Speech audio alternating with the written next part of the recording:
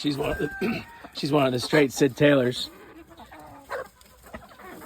Her sister's more like polecat technically, and I guess 1 out of 10 might come that pattern, I was told.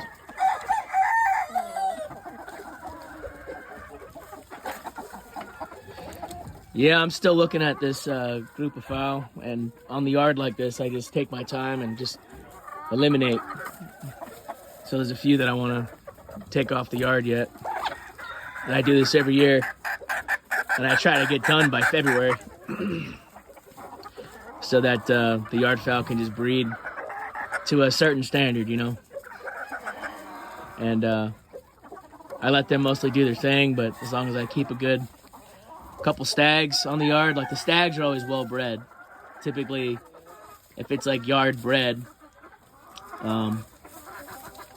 they might kind of get to a certain point where I think they'll be all right, but something usually ends up happening. Usually at the most convenient time, like you dub a couple brothers that are pretty young, or like a big big storm will come in. And then usually the brown reds are the ones that remain on the yard. You might have a nice ACL or something, but a great horned owl just comes in the one time, and that's that. I mean, if they were just too heavy in the early years, so we'll see. This will be the 6th generation for the ACLs here in Maine that I'm breeding. I guess trying to think. I think he would be the 5th generation from the old red stuff that I started with, and I tried making them more athletic, and I had to rely on natural selection, really. You know, you can't really tell maybe, but these ones that make it on the yard, they're small, they're athletic, they're light. I shouldn't say they're small, they're just athletic, they're compact, because I've seen smaller ones still, like at the 4 pound, 2 something or 3 something for pullets. That's pretty damn small. And I think that'd be almost too small. I tried having straight Caribbean fowl a couple times over the years, for example, and actual red jungle fowl. It never worked out for me. They always got picked off immediately. Like the smallest of the raptors can just eliminate, 2 pound fowl on the yard pretty good. I mean, anyway. But yeah, it's nice to provide some kind of cover. These outbuildings, you pick stuff up, and it really is a huge benefit in the wintertime.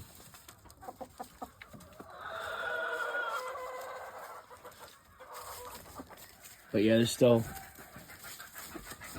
a couple that I look at, I'm like, all right, you're not going to remain. By the time they're, going to be potentially hatching would be March, and that's pretty rough on the yard.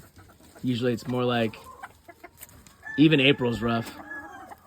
I have to hatch brood fowl, their chicks, and take care of them. If I start setting stuff out in April, I mean, last year was rough. I lost a lot of nice ginger chicks, really nice ones.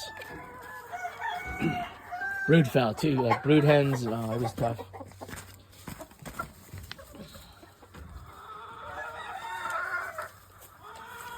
So on the yard, typically, I don't baby them at all. They just hatch and they do their thing, and that 1 or 2 that makes it. In the early months, I mean, like April, that's a serious time of year. But yeah, nice hens that way. And that's just, for the yard, it's good. I have reasons for having them and not completely wiping all that stuff out. Just got to be careful and keep records. And I wing band them and everything. And so I'm seeing progression to my liking, but you got to be mindful. So if it's unmarked, it's, you know what I mean? It was yard bred. Like this one's real nice. But yeah, she's just, who knows how much brown red is in her, but, actual, like my brown reds. She's one of the earlier years. But see, these hens, they get spares anyhow.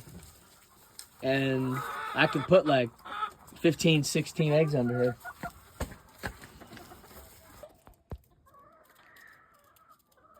So as a color and a strain, this is an example of how a coal black family is related to the brown reds and the ginger fowl, because her mother was a red quill and her sire was a straight coal black Sid Taylor cockled, and he was even said to be a log cabin specifically, which these names are arbitrary. The point is the mother was a red quill, the sire was coal black, and she has the pattern of a brown red, and my typical brown reds they were perpetuated in the as a color, as a strain.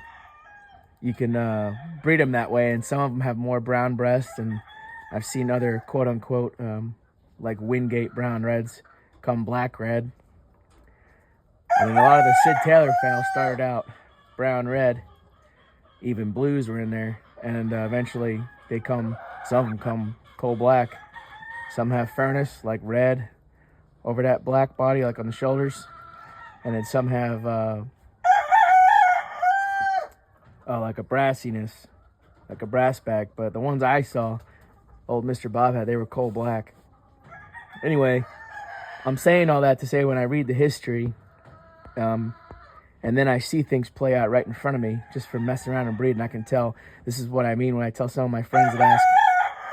I believe you could say, in terms of American game fowl history, like Irish as a strain, because they do seem to be ginger red, brown red, and black for the most popular, the most foundational or well-known, bloodlines from said to be old Irish type game fowl. I mean, anyway, that's just something it's all the history books, but then it plays out in front of me just how they would easily be blended and selected one way, one direction or the other.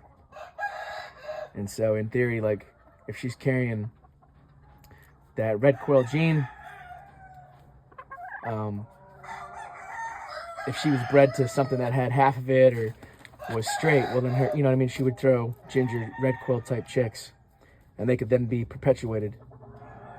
That's how I'm understanding it. But anyway, like I said, I've seen some that were brown reds that were basically a black red, dark-legged, dark-faced, and that would just come up. And then mine are just kind of seem like they have more of a brown breast. As time goes on, it's just working out that way. But we'll see. I've had black reds too, though.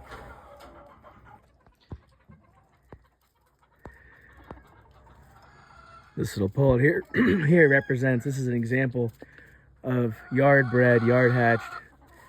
If I just worry about selecting good stags and cocks on the yard year after year.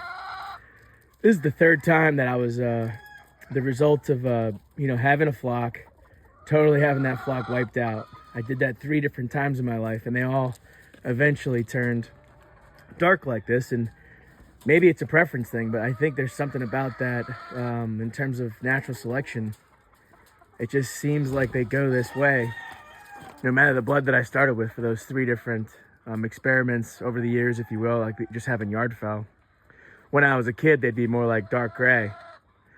But I do remember some having this pattern here and because of the random genetics that I started with, I ended up with dark-faced and quote-unquote blacks and brown reds anyhow. And that was in the 90s.